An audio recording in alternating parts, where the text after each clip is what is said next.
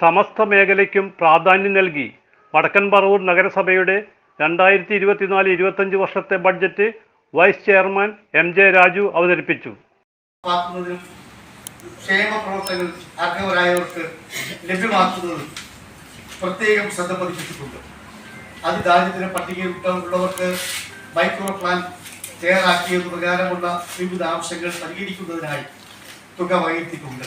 കൂടാതെ Vayomithram, bud school, അഗതി രഹിത കേരളം പദ്ധതി, ഗാർഹിക കുടിവെള്ള കണക്ഷൻ തുടങ്ങിയവയ്ക്ക് തുക വകയിരുത്തിയിട്ടുണ്ട്.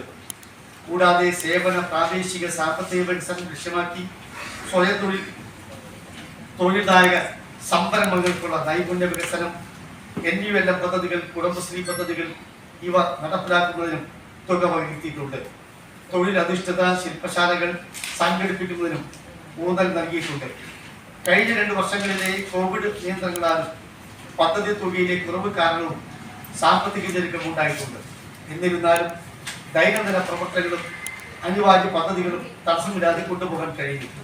ശതാബ്ദി മന്ദിരം എന്ന നിലയിലും വരുമാന വർധനവും ഉറപ്പാക്കിയുള്ള ആസ്തി വികസനവും എന്ന നിലയിൽ നാം വിഭാവനം ചെയ്ത കണ്ണൻകുളങ്ങളിൽ ഷോപ്പിംഗ് കോംപ്ലക്സ് നിർമ്മാണം ഈ വർഷം ആരംഭിക്കാൻ കഴിയും എന്ന വിശ്വാസമുണ്ട്. ഇതിനായി 10 ലക്ഷം രൂപ നീക്കിവെച്ചിട്ടുണ്ട്. കഴിഞ്ഞ വർഷങ്ങളിൽ നാം ലക്ഷ്യമിട്ട ആസ്തി വികസന പ്രവർത്തനങ്ങൾ കൂടുതൽ ഊർജിതമാക്കേണ്ടതുണ്ട്. 57,99,98,519 രൂപ ആകെ വരവും 56,95,86,834 രൂപ ചെലവും 1,04,11,685 രൂപ നീക്കിയിരിപ്പും പ്രതീക്ഷിക്കുന്ന ബഡ്ജറ്റാണ് അവതരിപ്പിച്ചത്. ചെയർപേഴ്സൺ ബീന ശശിധരൻ അധ്യക്ഷയായിരുന്നു. വർഷത്തെ പുതുക്കിയ ബജറ്റും 2024-25 വർഷത്തെ ബജറ്റ് എസ്റ്റിമേറ്റും ആദരണീയനായ വൈസ് ചെയർമാൻ അവതരിപ്പിക്കുകയാണ്. കഴിഞ്ഞ കാലങ്ങളിലെ വികസന സങ്കല്പങ്ങളുടെ തുടർച്ചയാണ് ഈ ബജറ്റിലും ഉൾപ്പെടുത്തിയിട്ടുള്ളത്. സാമ്പത്തിക പ്രതിസന്ധികൾ അതിജീവിക്കാനും ഉത്തരവാദിത്വങ്ങളും കടമകളും നിറവേറ്റാനും കഴിയുമെന്ന ആത്മവിശ്വാസം ബജറ്റിൽ പ്രകടമായിട്ടുണ്ട്. പ്രാദേശിക ഭരണകൂടങ്ങൾ കൂടുതൽ ഉത്തരവാദിത്വങ്ങൾ ഏറ്റെടുക്കേണ്ടി വരുന്ന കാലഘട്ടത്തിൽ വരുമാന വർധനവിനുള്ള പുതിയ മാർഗങ്ങൾ ആരായേണ്ടതുണ്ട്. അതോടൊപ്പം ആവർത്തന ചിലവുകൾ നിയന്ത്രിക്കേണ്ടതുണ്ട്.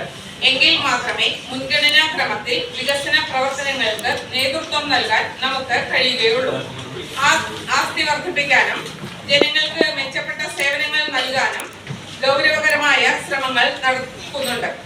കഴിയുന്നത്ര സേവനങ്ങൾ ഓൺലൈനായി നൽകുന്നതിനുള്ള പദ്ധതികൾ പൂർത്തിയായി വരുന്നു. ഹരിതകർമ്മസേനയുടെ പ്രവർത്തനം വിപുലമാക്കാനും അതുവഴി വിവിധ തരത്തിലുള്ള മാലിന്യങ്ങൾ ശേഖരിക്കാനും നിർമ്മാർജ്ജനം ചെയ്യാനും കഴിയുന്നുണ്ട്. ബയോവേസ്റ്റ് നിർമ്മാർജ്ജനത്തിന് പുതിയ പദ്ധതി ഒരുക്കേണ്ടതുണ്ട്. നഗരസഭ പ്രതിപക്ഷ ലീഡർ TV നീതിൻ ബഡ്ജറ്റിനോട് പ്രതികരിച്ചു. 2024-25 ബഡ്ജറ്റ് അങ്ങേയറ്റം നിരാശാജനകവും ആവർത്തന വിരുദ്ധവുമായ ഒരു ബഡ്ജറ്റാണ്. നഗരത്തിൻ്റെ ഭാവി വികസന സാധ്യതകളെയും അതുപോലെ തന്നെ നഗരം അർഹിക്കുന്ന പശ്ചാത്തല വികസനത്തെയും ഒന്നും പരിഹരിക്കാൻ സാധിക്കുന്ന ക്രിയാത്മകമായ യാതൊരു നിർദ്ദേശങ്ങളും ബഡ്ജറ്റിനകത്തില്ല.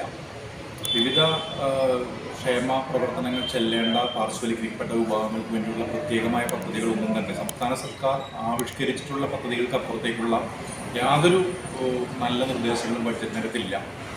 ജംഗ്ഷൻ വികസനം പോലെയുള്ള നഗരത്തിൻ്റെ നാഷണൽ ഹൈവേ കടന്നു പോകുന്നതിന് ശേഷമുള്ള പശ്ചാത്തല വികസനത്തെക്കുറിച്ച് ആലോചിക്കുന്നതിന് വേണ്ടിയിട്ടുള്ള യാതൊരു നിർദ്ദേശങ്ങളും ഈ ബഡ്ജറ്റിൽ കാണാനായിട്ട് സാധിക്കുന്നില്ല. യഥാർത്ഥത്തിൽ കഴിഞ്ഞ വർഷവും ഈ വർഷവുമെല്ലാം തന്നെ സംസ്ഥാന ഗവൺമെൻറ്റിൻ്റെയും അമൃത് പോലുള്ള പദ്ധതികളുടെയും വലിയ തുക ഈ ബഡ്ജറ്റിൽ പറവൂർ നഗരസഭയിൽ ലഭിച്ചിട്ടുണ്ട്. ഈ ബഡ്ജറ്റിൽ തന്നെ സ്റ്റേഡിയത്തിന് നൽകിയിട്ടുള്ള സംസ്ഥാന ഗവൺമെൻറ് ബഡ്ജറ്റിൽ പെടുത്തിയിട്ടുള്ളത്, താലൂക്ക് ആശുപത്രിയിലെ പുതിയ അഡ്മിനിസ്ട്രേറ്റീവ് ബ്ലോക്കിന് വേണ്ടി പെടുത്തിയിട്ടുള്ളത്, അങ്ങനെ സംസ്ഥാന ഗവൺമെൻറ് നൽകിയിട്ടുള്ള സഹായങ്ങൾക്കും NAM പോലുള്ള താലൂക്ക് ആശുപത്രിക്ക് NAM നൽകിയിട്ടുള്ള 1 കോടി രൂപ, ടൗൺ LP സ്കൂളിൽ സംസ്ഥാന സർക്കാർ നൽകിയിട്ടുള്ള 2 കോടി രൂപ, KHC സ്കൂളിൽ നൽകിയിട്ടുള്ള 1 കോടി രൂപയുടെ ചലഞ്ച് ഫണ്ട്, താലൂക്ക് ആശുപത്രിയുടെ 2 കോടി രൂപയുടെ അഡ്മിനിസ്ട്രേറ്റീവ് ബ്ലോക്ക്, എല്ലാം ഗവൺമെൻറ് ബഡ്ജറ്റിലൂടെയും അല്ലാതെ നൽകിയിട്ടുള്ള. CJ Joy, City Voice news bureau, north Paravur.